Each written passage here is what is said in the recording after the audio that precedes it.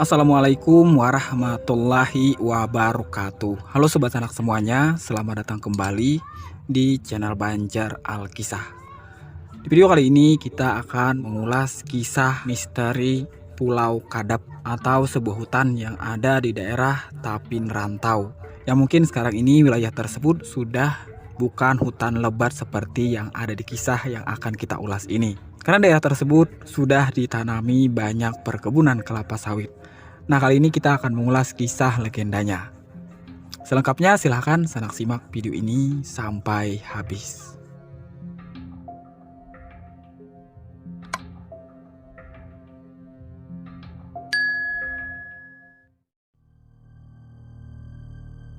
Durni Indang terbunuh setelah diremas-remas dan tubuhnya yang remuk kemudian dimakan oleh hantu itu.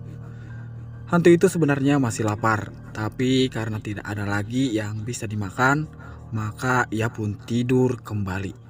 Sementara keenam orang yang berhasil melarikan diri mendatangi kediaman Datu Niang Talib di daerah hutan Hariung Danau Belantai. Mereka menceritakan kejadian yang mereka alami dan apa yang dilakukan hantu itu pada Durni Indang kepada Datu Niang Talib. Setelah selesai bercerita, Datu Niang Talib pergi sendirian ke tempat hantu tadi tidur. Datu Niang Talib menepuk tangan dan hantu itu langsung terbangun dan duduk dengan lemah lunglai karena sangat ketakutan melihat Datu Niang Talib di hadapannya dengan raut muka yang menampakkan kemarahan. Datu Niang Talib berkata kepada hantu itu bahwa yang dimakannya itu adalah anak cucunya dan Datu Niang Talib akan membunuh hantu tersebut sebagai balasannya. Hantu tersebut meminta ampunan dari Datu Niang Talib, tetapi Datu Niang Talib tetap marah dan tetap berniat untuk membunuh hantu tersebut. Hantu itu mengajukan permintaan terakhirnya. Ia ingin menjadi saudara angkat Datu Niang Talib. Makhluk gaib tersebut beralasan bahwa ia bukan hantu, sedangkan mukanya yang menyeramkan dan tubuhnya yang besar tersebut hanya merupakan baju yang dipakainya. Ia hanya sebagai penjaga daerah itu dari gangguan orang luar. Makhluk gaib itu kemudian melepaskan pakaiannya dan ternyata di balik pakaian itu hantu tersebut adalah pemuda yang sangat tampan, gagah, dan berwajah simpatik. Sebagai tanda persaudaraan, pemuda tersebut berjanji akan mengawinkan Datu Niang Talib dengan adik perempuannya yang sangat cantik dan memiliki kulit putih kekuning-kuningan karena belum pernah terkena sinar matahari.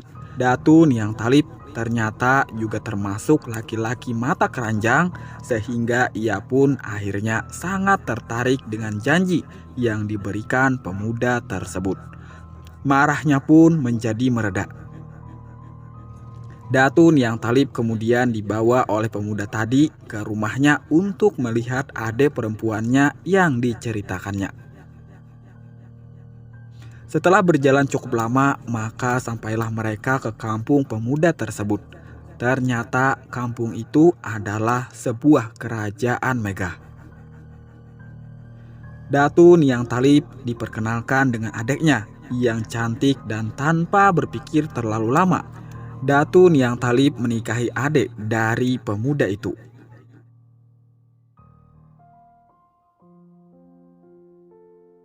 Setelah 10 hari kepergian Datu Niang Talib, orang kampung Muning geger karena ia belum kembali. Terlebih-lebih istri dan anaknya yang gelisah karena takut terjadi sesuatu yang buruk dengan suaminya.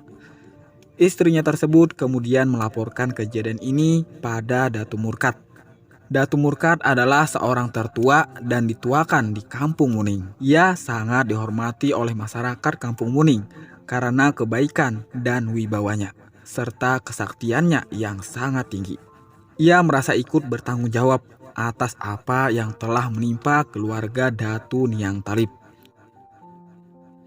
Setelah mempertimbangkan segala sesuatu, Datu Murkat pun pergi mencari keberadaan Datu Niang Talib.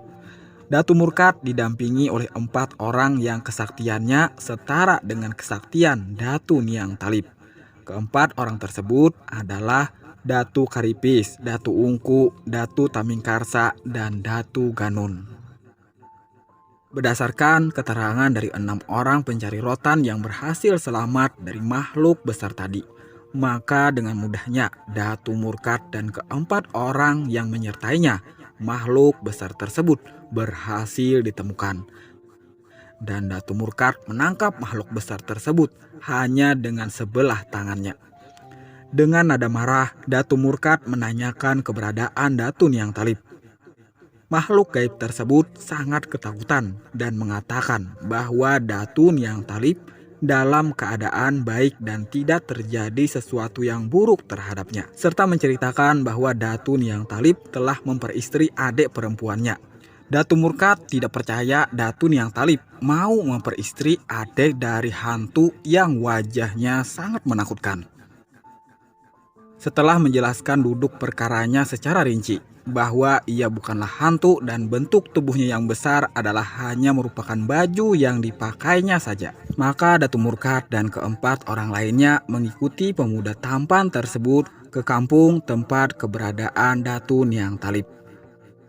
Sebelum menemui Datu Niang Talib, Datu Murkat dan keempat orang pendampingnya dibawa untuk menemui raja untuk melaporkan kedatangan mereka di kampung kekuasaan raja tersebut. Kemudian rombongan Datu Murkat dibawa menemui Tuan Putri. Mereka sangat kagum dengan kecantikan Tuan Putri dan terlebih-lebih tidak percaya bahwa laki-laki yang ada di sampingnya adalah Datu Niang Talib. Datu Niang Talib meminta maaf kepada Datu Murkat karena telah merepotkan dan tidak memberitahu bahwa ia telah tinggal menetap di sana. Setelah menjelaskan secara panjang lebar, Datu Murkat dapat mengerti.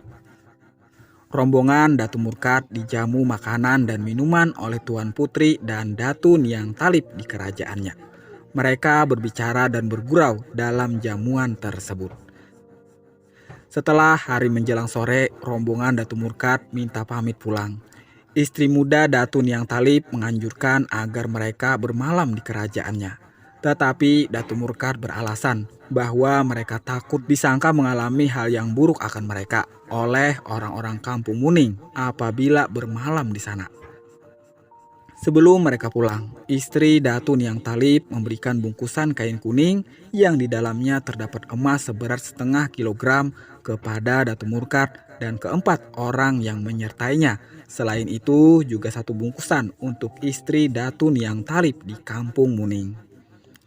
Datu Niang Talib berpesan kepada rombongan Datu Murkat bahwa apabila nanti anak cucu mereka memasuki kawasan hutan di sekitar kerajaan itu, mereka harus membawa tali haduk karena penjaga kawasan hutan di daerah itu sudah diberi pesan bahwa yang membawa tali haduk adalah anak cucu Datu Niang Talib. Sambil membicarakan tentang Datu Niang Talib yang telah memiliki istri yang sangat cantik dan kerajaan yang megah, tidak terasa perjalanan rombongan Datu Murkat telah sampai di kampung Muning. Mereka langsung menemui istri Datu Niang Talib dan menceritakan bahwa Datu Niang Talib telah menetap dan beristri seorang perempuan di sana. Pada awalnya istri Datu Niang Talib tidak percaya dengan cerita itu. Tapi begitu melihat bungkusan emas yang diberikan istri muda Datu Niang Talib di sana, maka ia pun merasa sedikit terhibur dan dengan pasrah menerima apa yang telah terjadi pada dirinya dan anak-anaknya.